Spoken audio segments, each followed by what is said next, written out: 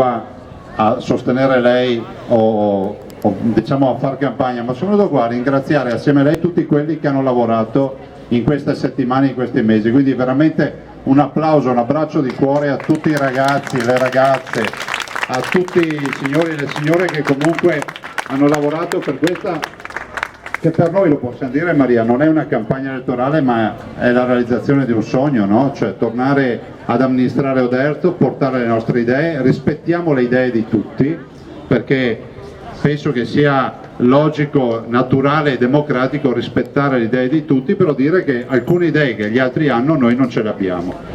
Portiamo un sindaco che è Maria Scardellato, che ha le idee chiare su come si debba gestire un comune, ha ben chiaro quale sia la politica, ad esempio rispetto alla sicurezza. E i cittadini cosa ci chiedono? Ci chiedono di poter spegnere la luce la sera e di non andare a dormire inquietati del fatto che qualcuno gli entri in casa, gli dia un po' di bastonate, rubi, scassi, rapini o quant'altro.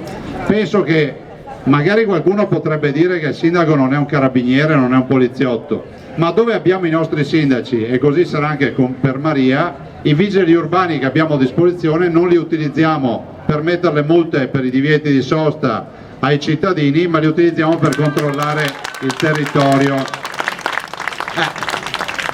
Sarà una cosa da poco, però dove governiamo noi facciamo così.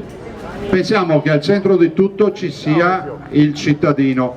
Ieri un giornalista, fra l'altro c'è una pagina del Gazzettino oggi, se guardate sul Gazzettino sulla parte nazionale, parla della vittoria della Lega. Di fatto abbiamo vinto in tutti i comuni. Grazie per l'applauso. E chiedeva, ma quale sarà la ricetta magica? Ma la ricetta magica è una solo, io ho risposto. Noi abbiamo degli amministratori che sono in mezzo alla gente, vivono i problemi della gente comune, e quando vedono un problema di delinquenza, di criminalità, di mala gestione dell'immigrazione e quant'altro, non cominciano a scomodare i filosofi internazionali, i premi Nobel, ma dicono che ci vuole pulizia e legalità. Questo è quello che diciamo noi. Cioè, a noi non sembra che ci voglia un esperto di immigrazione per capire che tutta l'Africa in Italia non ci sta, e non ci vengano a fare lezioni di ospitalità coloro che non sanno che cos'è l'immigrazione. Pensate che abbiamo più veneti fuori dal Veneto che in Veneto, però con un particolare: noi siamo andati in giro per il mondo non a riempire le galere, ma a farci rispettare, a farci ovviamente conoscere in tutto il mondo, e le comunità venete sono rispettate, onorate dove sono presenti, ed hanno saputo anche guadagnarsi la fiducia di chi li ha ospitati.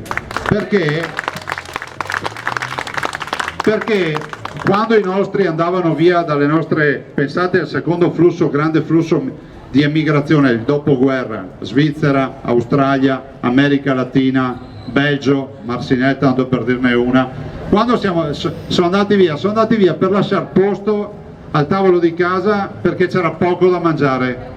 Questa sarà anche storia, è bene che lo ricordiamo. Ma quando andavano in quegli stati, in Australia, in Argentina, in Brasile, in Svizzera e da altre parti, non buttavano il cibo per terra protestando perché non piaceva il cibo.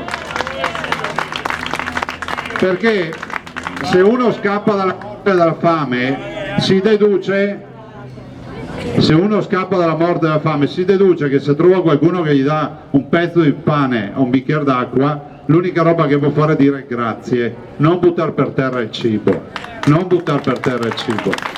Allora voi direte, ma cosa c'entra questo con Maria Scardellato? Noi siamo così, quello che pensiamo lo diciamo. Non abbiamo nulla contro i profughi, quelli veri che scappano dalla morte e dalla fame.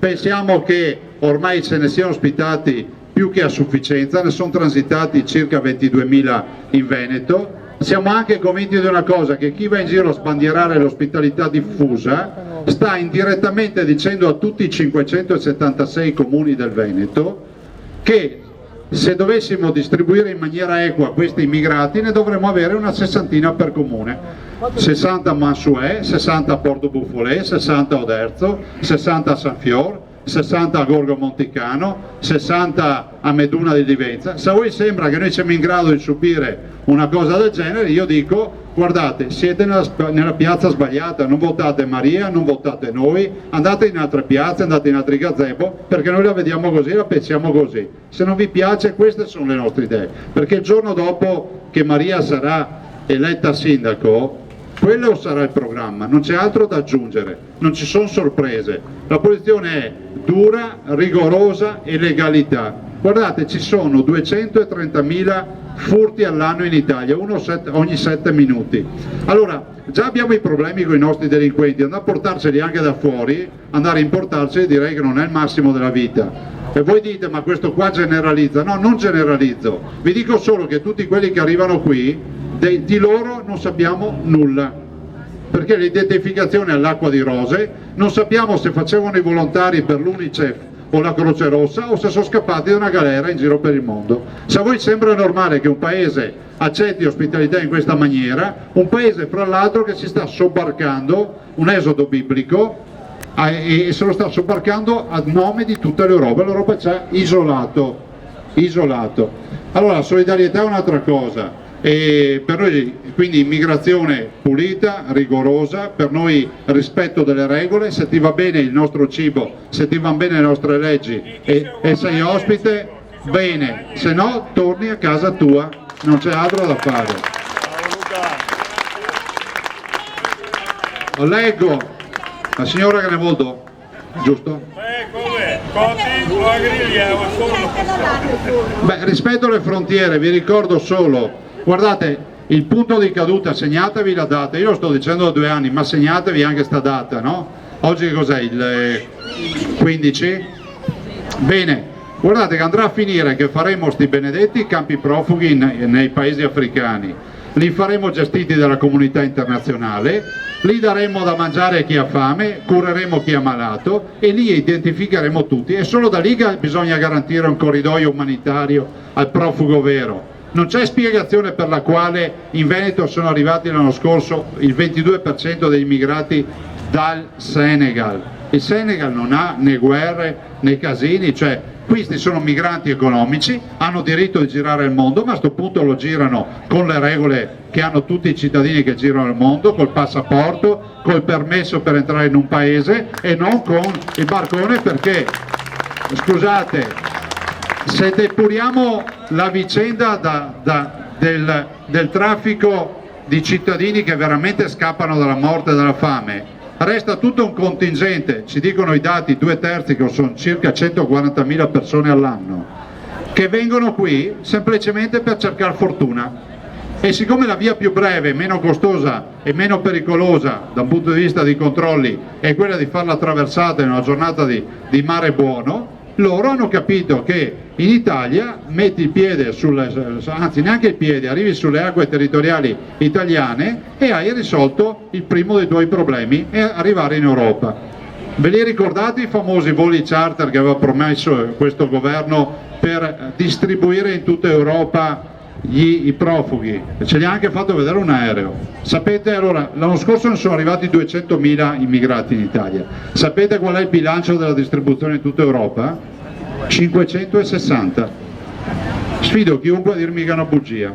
560 immigrati dall'Italia se ne sono andati in giro per l'Europa. Immagino che siano tutti immigrati che hanno una famiglia in giro per l'Europa, dei parenti stabilmente insediati, integrati con uno stipendio, quindi hanno fatto un grande sacrificio a portarsene a casa 560. Io non aggiungo altro, guardate, le elezioni si vincono alla fine dello spoglio elettorale che inizia alle ore 23 di domenica, quindi fino alle ore 23 di domenica non ci manca un voto, ci manca un voto, pancia a terra, lavorare. Chi ci sostiene? Ma bisogna che vai anche a votare. Guarda che ho già passato l'argomento, ho già finito quello che è l'argomento. La mattina, sera, grandi e grossi, buoni al lavoro. Per chi voti tu? E pane a piede. Per chi voti tu? Ancora non capirlo. No, perché mi pare che te era del gazebo per della strada. Per approfondire e dare lezioni. Ah, bravo. No, e che si convertano un po' su... Dicevo a tutti quelli che hanno deciso tornare a votare, a tutti quelli che sono indecisi andate a vedere i programmi, a conoscere tutti i candidati e poi decidete, a tutti coloro che hanno deciso di gettare la spugna e dire tanto non cambia niente, andate a votare perché con Maria cambierà tanto. Grazie.